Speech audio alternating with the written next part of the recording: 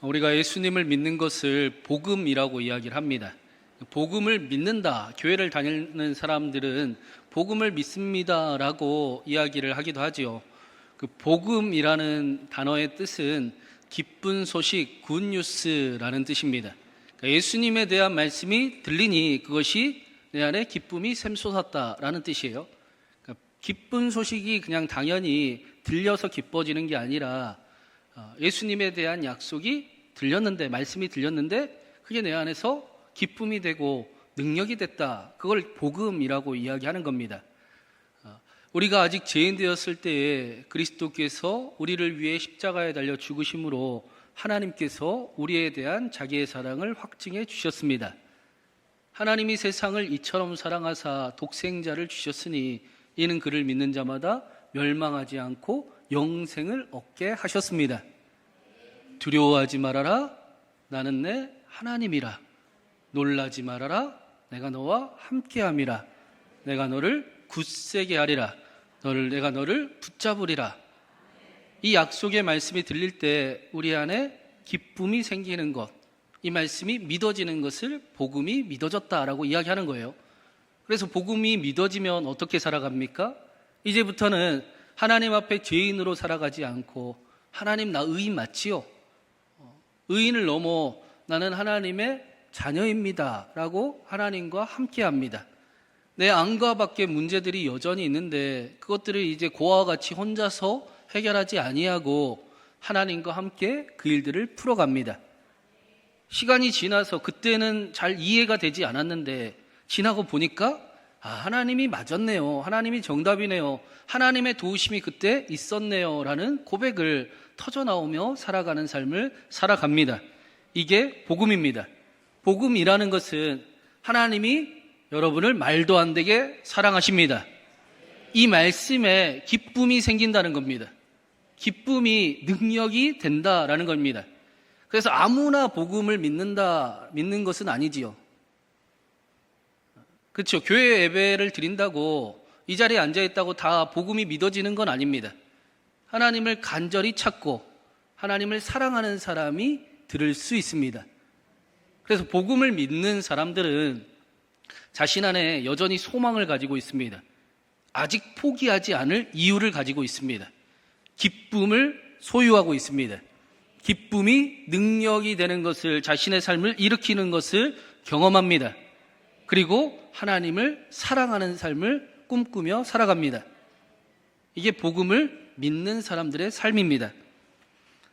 우리는 실제로 그렇게 하나님을 사랑했던 사람들의 이야기를 나누었습니다. 초대교회는 바울과 바나바를 보고 주 예수 그리스도를 위하여 생명도 아끼지 아니하는 사람들이다. 하나님을 얼마나 사랑했으면 자신의 생명도 아끼지 않았다. 그리고 그 모습을 교회가 사랑했다. 교회 역시도 하나님을, 예수님을 생명 다해 사랑하는 삶을 기뻐했다. 그런 삶을 살아가고 있었다라는 것입니다.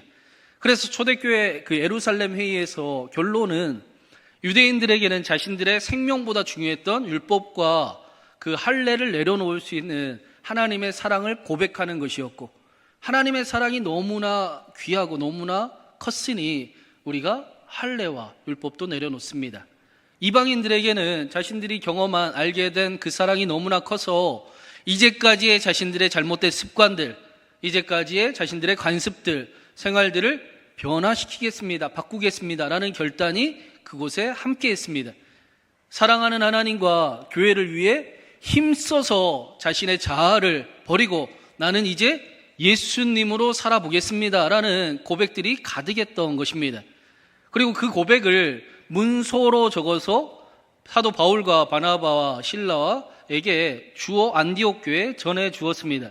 이때 안디옥 교회의 모습이 어떠했는가 35절에 이렇게 말씀을 하고 있어요. 우리 35절 한번 읽어보겠습니다. 바울과 바나바는 안디옥에서 유하며 수다한 다른 사람들과 함께 주의 말씀을 가르치며 전파하니라. 이때 안디옥의 상황을 한번 머릿속으로 상상을 해보면 좋겠습니다. 사도 바울과 바나바의 그 수고와 사역을 통해 교회가 엄청난 부흥을 경험을 했습니다. 많은 사람들, 많은 제자들이 교회 안에 세워졌습니다. 그리고 우리가 이렇게만 있을 게 아니라 우리가 예수님의 말씀처럼 땅끝까지 복음을 전해보자 하고 1차 선교여행을 떠났어요. 그런데 1차 선교여행에서 엄청난 하나님의 은혜를 경험하고 성공적으로 돌아왔습니다. 그리고는 잠깐 큰 문제가 있긴 했지만 그 문제도 이제 다 해결을 했습니다. 그리고 오늘 말씀에 보니까 이제는 바나바와 바울이 안디옥 교회에 그대로 있으면서 많은 사람들에게 말씀을 가르치고 말씀의 은혜를 함께 누리고 있었다라고 말씀을 합니다. 어느 때보다 안디옥 교회는 평안하고 안정되고 행복한 그런 시간을 지내고 있었을 것입니다. 마치 베드로가 변화산에서 예수님 여기가 좋사옵나이다 라고 이야기했던 것처럼 자신들의 신앙의 목표가 이제 다 이루었구나, 우리의 안정과 평안을 다 이루었구나 라고 착각할 수도 있는 상황이었습니다. 바울과 바나바 역시도 마찬가지였지요. 하나님께서 그들의 수고와 섬김과 그들의 생명을 건 사역을 통해 보상으로 안디옥 교회를 든든히 세워준 것 같았습니다. 사람들 눈에 보이기에 적당히 사역을 하면 놀라운 대접을 받고 남은 인생 편하게 그렇게 그리스도인이라 이름은 하고 살아갈 수도 있었을 것입니다. 그런데 바울과 바나바의 신앙의 목표는 자신들의 안정과 평안이 아니었습니다. 바울과 바나바의 신앙의 목표는 하나님을 사랑하는 삶이었습니다. 하나님을 잃어버리지 않고 하나님이 살아계시는 걸 내가 보았는데 나는 실제로 살아계신 하나님과 동행하고 싶다가 바울의, 바나바의 신앙의 목표였습니다. 그래서 바울이 바나바에게 2차 선교여행을 떠나자라고 제안을 합니다. 우리 36절도 한번 읽어보겠습니다. 36절입니다. 며칠 후 바울이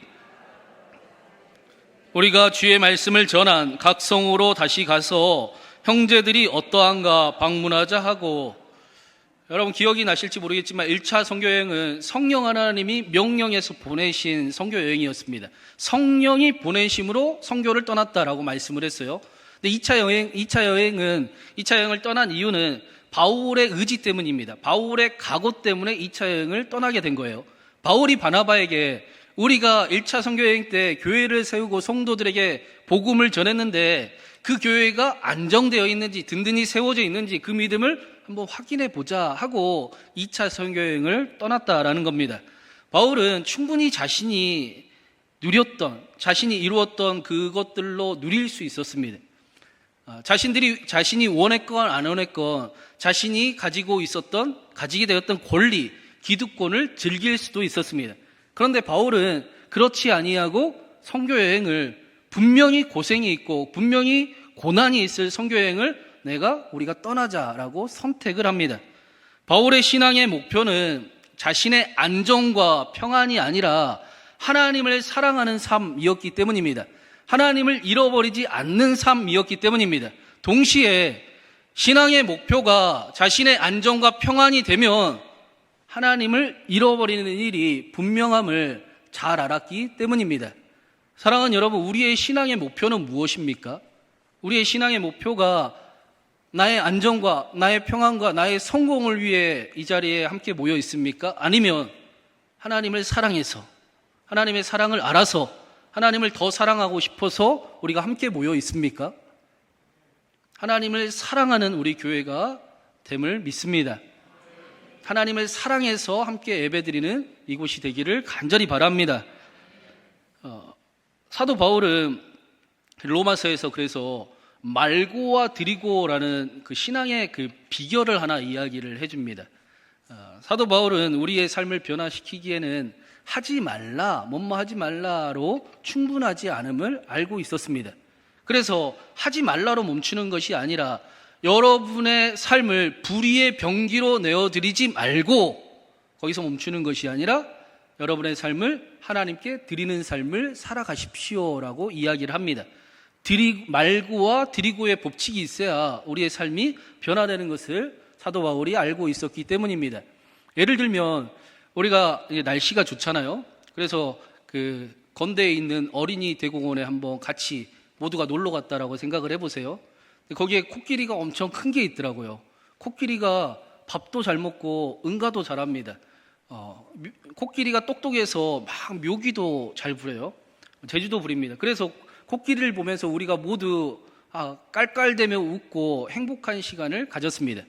이제 코끼리가 끝났어요. 그래서 제가 여러분 이제 코끼리 끝났으니까 다른 데로 가시죠. 코끼리 생각하지 마세요 라고 이야기하면 여러분은 코끼리를 생각을 안 할까요? 계속 코끼리를 보고 있을까요? 아마도 하지 말라 하면 더 할 거예요. 코끼리 재밌는데 더 보고 가지. 말고로는 끝날 수가 없습니다. 대신에 제가 여러분 코끼리는 끝났는데 사자가 있어요.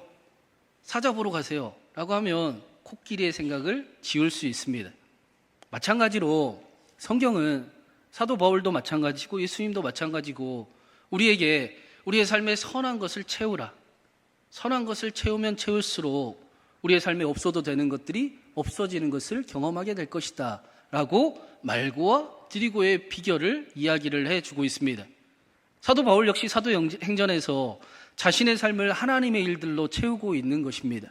하나님을 잃어버리기가 너무 싫어서 하나님과 함께하고 싶어서 얼마나 치열하게 믿음의 삶을 살아갔는가를 사도행전은 우리에게 그려주고 있습니다. 하나님을 뜨겁게 사랑하는 삶을 살아가기 원했던 사도 바울의 모습이 사도행전에 나옵니다. 그리고 그렇게 하나님을 뜨겁게 사랑했던 사도 바울을 통해 사도 바울에게 하나님께서 얼마나 사랑하시는지, 얼마나 살아계시는지, 얼마나 능력이 있으시는지 놀라운 기적과 역사로 세계의 역사를 변화시켰다라는 사실을 우리에게 기록해서 보여주고 있는 책이 바로 사도행전입니다. 그리고 오늘 말씀에서는 계속해서 하나님을 잃어버리지 않는 삶, 우리의 신앙의 목표가 하나님을 사랑하는 삶이 되어야 함을 우리에게 전해줍니다.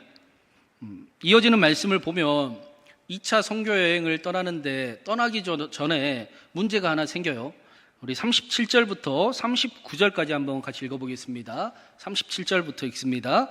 바나바는 마가라 하는 요한도 데리고 가자 하나 바울은 밤빌리아에서 자기들을 떠나 함께 일하러 가지 아니한 자를 데리고 가는 것이 옳지 않다 하여 서로 심히 다투어 피차 갈라서니 바나바는 마가를 데리고 배 타고 구브로로 가고 바나바는 1차 선교여행을 바울이 떠나자고 하니까 동의를 했습니다. 그래, 우리가 교회에서 이 안정을 누릴 게 아니라 더 하나님 사랑하는 삶 살아가자. 그런데 바나바가 요청했던 것은 1차 선교팀 그대로 가자. 마가도 데리고 가자라고 제안을 했습니다. 그러자 바울이 그 제안을 거절을 합니다. 그 이유는 마가가 1차 선교 도중에 도망쳐 버렸기 때문이에요. 도망친 사람을 어떻게 다시 데려갈 수 있느냐라고 거절을 합니다. 이게 바나바가 마가를 데리고 가자라는 말씀도 미완료이고 원어를 보면 마가를 동행하는 것을 바울이 반대했다, 거절했다도 미완료예요. 그러니까 바나바가 바울에게 계속해서 야, 한 번 실수한 거 가지고 뭘 그렇게까지 그러냐, 같이 데리고 가자, 계속 설득을 시켰다는 것이고 바울은 계속 안 된다, 절대 그럴 수 없다라고 거절을 했다라는 겁니다. 그 모습을 39절에 서로 심히 다투어 갈라섰다라고 말씀합니다. 심지어는 이제 각자 선교여행을 떠나게 됩니다. 오늘 말씀이 인간적인 면으로는 이해가 되는 것 같아요. 그래, 바울과 바나바도 똑같네, 어쩔 수 없네 라고 이해할 수도 있습니다. 그런데 그러면 우리에게 소망이 없습니다. 목숨보다 소중히 여겼던 할례 문제도 해결했던 바울과 바나바가 기껏해야 마가의 문제 때문에 갈라설 수밖에 없는가? 이방인들의 그 엄청난 다름도 수용하고 이해하고 함께 하자라고 이야기했던 바울과 바나바가 마가의 그 자그마한 실수조차도 용납할 수 없는가? 그러면 목숨 걸고 사랑하자고 이야기하더니 말하고 행동은 다 틀린 거네. 교회는 원래 그런 거네. 여러분 그렇습니까? 우리에게 이러한 문제가 생겨나면 바울도 어쩔 수 없었으니 그래, 어쩔 수 없다라고 이야기하고 우리는 절대로 변화되지 않을 것이라고 믿고 소망 없이 예배를 드리는 것이 맞습니까? 그럼 어떻습니까? 너무 어렵습니까? 그러면 오늘 말씀을 이해하기 위해서 제가 한 가지 질문을 드리면, 여러분, 바울이 옳은 겁니까? 바나바가 옳은 겁니까? 둘이 싸웠다면서요. 누가 옳고 누가 틀립니까? 더 중요한 게 있지요. 누가 이겼습니까? 싸워서 누가 이겼나요? 이 심히 다투다라는 단어가 신약 성경에 딱 두 군데 나옵니다. 오늘 말씀하고 히브리서에 한 번 더 나와요. 히브리서 10장 24절에 서로 돌아보아 사랑과 선행으로 격려하며, 이 격려하며라는 단어가 똑같이 오늘 말씀에 서로 다투다라는 단어하고 똑같은 단어입니다. 이 단어가 히브리서에서는 서로 격려했다로 번역이 되어 있고, 오늘 말씀에서는 서로 심히 다투었다로 번역이 되어 있습니다. 그렇다면 사실은 우리가 바울과 바나바가 심히 다투어 헤어졌다로 읽을 수도 있지만, 바울과 바나바가 서로를 격려하고 서로 갈 길을 떠났다로 읽을 수도 있는 겁니다. 바울이 비록 마가가 자신과 함께 선교 여행을 떠나는 것을 반대했지만, 거절했지만, 그러나 바나바와 함께 선교 여행을 다시 한번 떠나고 기회를 주는 것은 거절하지 않았다, 인정하고 격려했다로 우리가 충분히 읽을 수도 있습니다. 실제로 이후에 고린도전서에 보면 바울이 어찌 나와 바나바만 일하지 아니할 권리가 없겠느냐 하고, 누구보다 바나바의 사역과 그의 삶을 인정하고 격려해 주는 모습이 나옵니다. 그리고 마가도 마찬가지로 사도 바울이 자신의 마지막 서신인 디모데후서에서 마지막으로 보고 싶었던 사람이 마가예요. 나의 동역자, 나에게 가장 힘이 되는 사람 마가를 내 생명의 마지막 순간에 가장 보고 싶다라고 디모데에게 편지를 합니다. 마가 역시 사도 바울은 마가를 소중히 여기고 나에게 유익이 되는 사람, 동역자라고 여겼다라는 겁니다. 바나바와 바울은 비록 마가에 대한 의견은 달랐습니다. 다를 수 있지요. 그래서 서로의 의견을 솔직하게 다 이야기를 했습니다. 그것이 서로를 부정하고 서로를 낮추고 서로를 거절하고 서로 싸우기 위함이 아니라, 누가 맞고 틀림을 이야기하고자 함이 아니라 서로를 오히려 다름을 격려하고 인정하고 서로를 통해서도 하나님의 일이 여전히 이루어질 수 있음을 믿는 고백 속에 서로 다름을 이야기했다라는 겁니다. 그래서 오늘 말씀은 바울과 바나바가 심히 다투고 헤어졌다라고 이야기보다는 오히려 바울과 바나바가 서로를 인정하고 격려하고 각자의 선교여행을 떠났다로 이해하는 것이 훨씬 더 본문에 자연스럽습니다.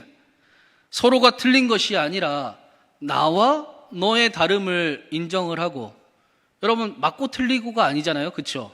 나와 너의 다름을 인정하고 나를 통해서도 하나님이 일하시지만 너를 통해서도 하나님이 일하실 것을 기대하며 그 길을 떠났다라는 것입니다.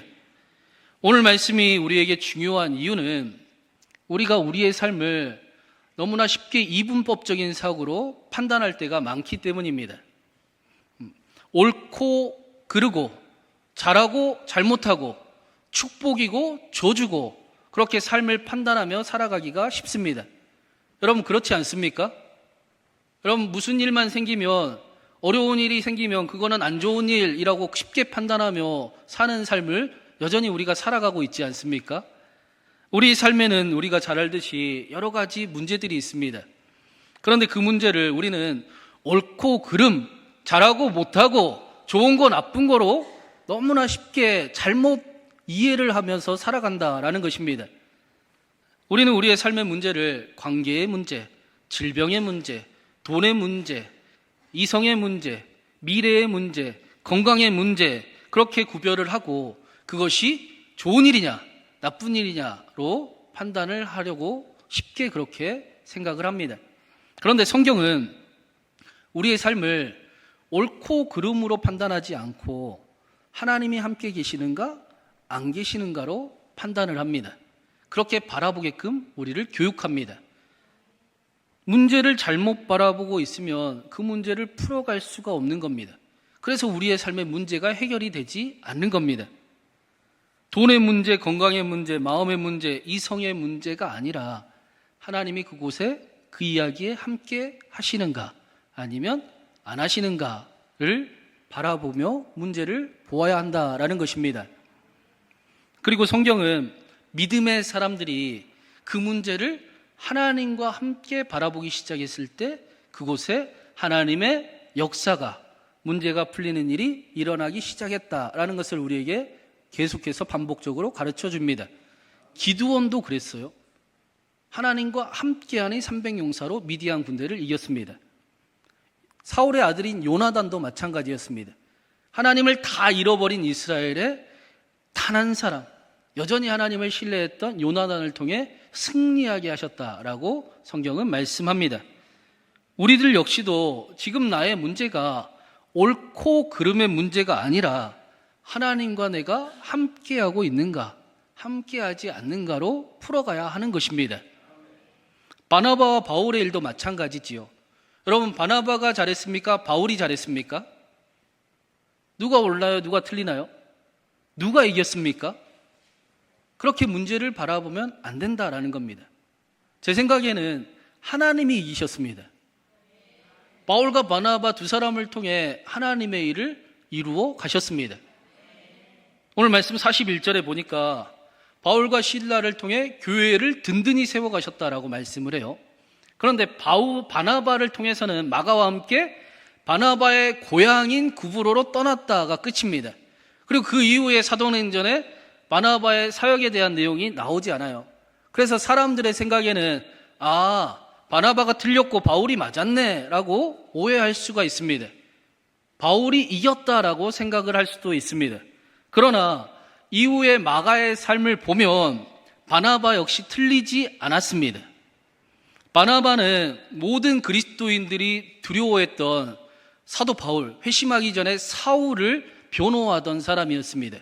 그는 역시 오늘 말씀에서도 모두가 포기해버리고 싶었던, 너는 실패자야라고 낙인시키고 싶었던 마가의 변호사가 되어줍니다. 그리고 그 마가가 어떤 삶을 살아갑니까?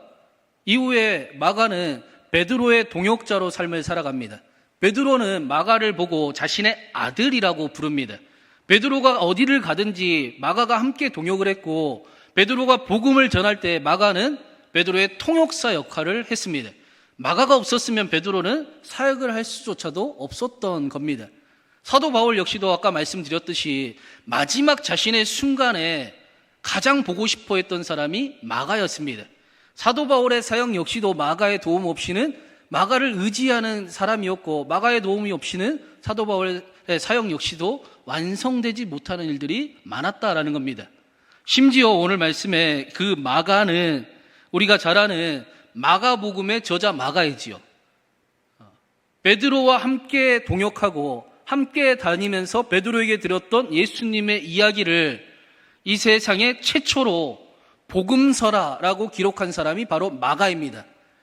만약에 바나바가 마가를 포기해 버렸다고 한다면 바나바의 선택이 실수였다, 실패였다라고 한다면 사도 바울의 사역도 완성되지 못했을 것이고 우리도 복음서를 보지 못했을 가능성도 있습니다.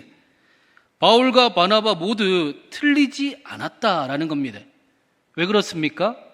바울과 바나바의 신앙의 목표는 자신의 안정과 평안이 아니라 하나님을 사랑하는 삶이었기 때문입니다. 하나님을 사랑하기를 간절히 원했기 때문입니다. 하나님과 함께하는 인생에 실패가 없기 때문입니다. 그래서 세상의 눈으로 보면 사실은 바나바가 틀린 것 같잖아요. 그렇죠? 바울이 옳은 것 같죠. 그러나 하나님의 눈으로 보면 바나바도 틀리지 않았습니다. 마찬가지로 우리는 우리의 현실을 잘 모릅니다. 하나님이 우리를 어떻게 인도하고 계시는지 사실은 알기가 어렵습니다. 그런데 하나님이 우리에게 승리한다라고 약속을 해주셨어요. 여러분, 우리는 승리합니다. 예수님을 믿는 사람들은 승리합니다. 복음이 들리는 사람은 승리합니다. 그 승리는 세상의 승리도 아니고 세상의 성공도 아니고 사망으로부터의 승리입니다. 사망은 오늘도 우리에게 우리의 환경과 상황과 우리의 성정을 가지고 포기해라. 너 꼴이 그게 뭐냐? 더 이상은 방법이 없다. 이제는 멈춰서라. 라고 우리를 속이려 하고 기만합니다. 우리를 넘어뜨리려 하고 우리가 포기해버릴 수 있도록 거짓말로 우리를 속입니다. 우리는 우리의 현실 속에 어제도 그 일과 싸웠고 오늘도 싸울 것이고 내일도 싸우게 될 것입니다. 그러나 하나님께서는 예수 그리스도의 부활을 통해서 내가 너도 살릴 것이다. 내가 너도 다시 일으킬 것이다. 포기하지 마라. 너는 예수로 붙잡은 내 아들이라, 내 딸이라. 일어나라. 포기하지 마라. 제발 일어나라. 그렇게 말씀하십니다. 그리고 이 말씀이 기쁜 소식으로 들리는 사람들, 복음이 믿어지는 사람들은 하나님, 나 포기하지 않겠습니다. 다시 일어나 보겠습니다. 실수한 대로 믿음 가지고 여전히 살아보겠습니다.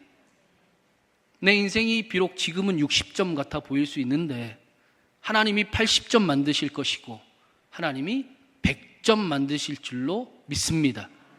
나 하나님 믿습니다. 나 하나님 사랑 압니다. 그렇게 고백하며 삶을 걸어가는 것입니다. 사랑하는 여러분, 예수님에 대한 놀라운 약속이 저와 여러분에게 기쁨으로 들리기를 바랍니다. 복음이 믿어지는 이 예배가 되기를 간절히 바랍니다. 하나님께서 일으키시고 살리시고 멋지고 영광스럽게 빚어가시는 그 은혜가 저와 여러분 가운데, 이 예배 가운데 함께하기를 간절히 소망합니다. 그래서 그 하나님이 믿어져서, 그 사랑이 믿어져서 하나님을 더 사랑하는 삶을 여전히 사랑하고 하나님을 사랑하고 하나님과 실제로 동행하는 저와 여러분을 승리하게 하시길 주님의 이름으로 축원합니다.